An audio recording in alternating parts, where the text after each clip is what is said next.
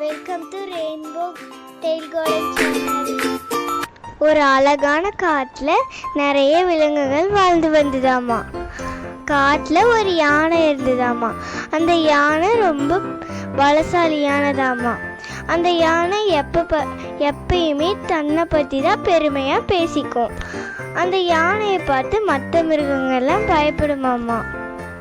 அதே காட்டில் ஒரு முயல் வாழ்ந்து வந்ததாமா. அந்த முயல் ரொம்ப புத்திசாலியானதாமா.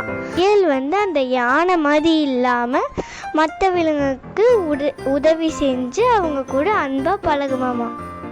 ஒரு நாள் அந்த காட்டில் வறட்சி ஏற்பட்டுதாமா.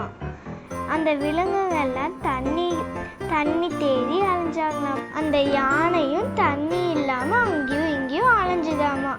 அப்போ அந்த முயல் எனக்கு தண்ணி இருக்கிற ஒரு ரகசிய இடம் தெரியும், அங்கே நான் உங்களை கூட்டிகிட்டு போகணுன்னா நீங்கள் மற்ற விலங்குகிட்ட நீங்கள் அன்பாக நடந்துக்கணும் அப்படின்னு சொல்லிச்சாமா.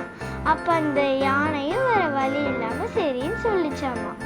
அந்த முயல் அந்த யானையை காட்டுக்குள்ளே ரொம்ப தூரம் கூட்டிகிட்டு போச்சாமா. அங்கே ஒரு பெரிய மரம் இருந்துச்சாமா.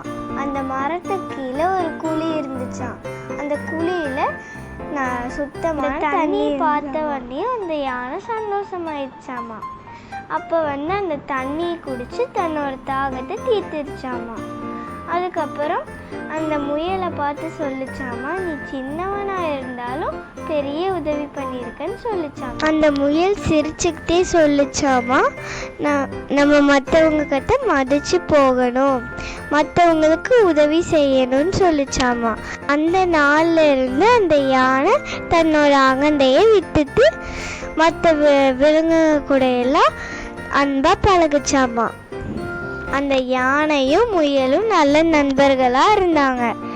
இந்த கதையோட நீதி என்னன்னா, அந்த யானை மாதிரி இல்லாமல் அந்த முயல் மாதிரி மற்றவங்க கூட அன்பாக பழகணும்.